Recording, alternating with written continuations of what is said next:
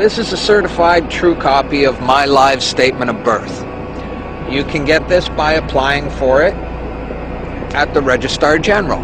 They'll give it to you. And it's very interesting because this is where it all began. This is the foundation document. All identification is generated from this document.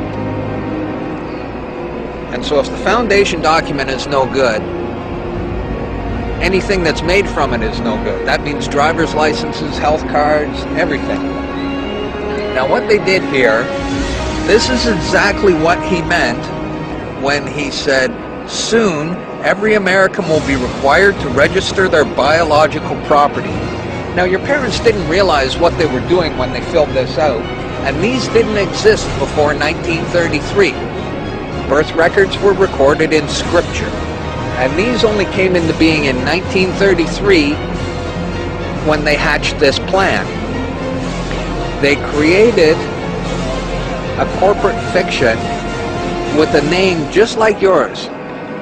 In doing this, they registered and monetized the spirit and soul of a living being. This denotes ownership. And when your parents were tricked into filling this out, they allowed your spirit and your soul to be monetized. And futures were sold on you. Spirit and soul. Now, this is my birth certificate. This is actually a share. See this red number?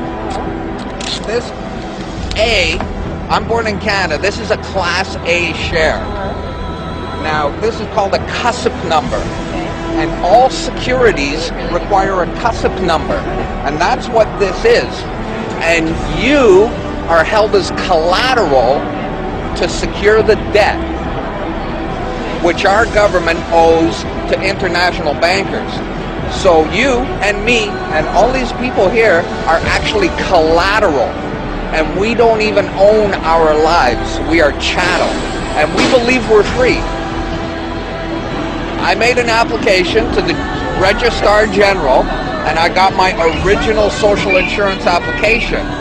Now, before they sent it to me, they put a little piece of paper over this before they photocopied it, because my friend has his, and they didn't block this out, and when you hold it up, you see Bank of Canada.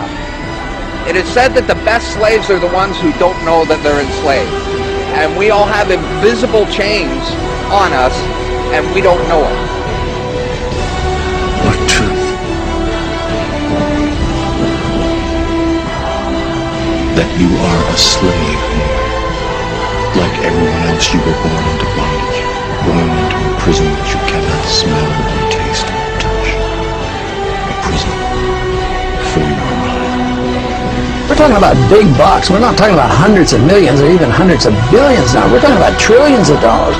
The obligation is immeasurable. Nobody can measure it. This door's wide open now. It's gonna happen, whether you like it or not. Do you notice that they have the same amount of ink on them? Do you notice that they're made out of the same virtually worthless stuff? It's paper. Did you get it? It's paper. When we create money, we have created an instrument of value that has no value of its own. And it's just as expensive or inexpensive to print the 20 as it is to print the 1.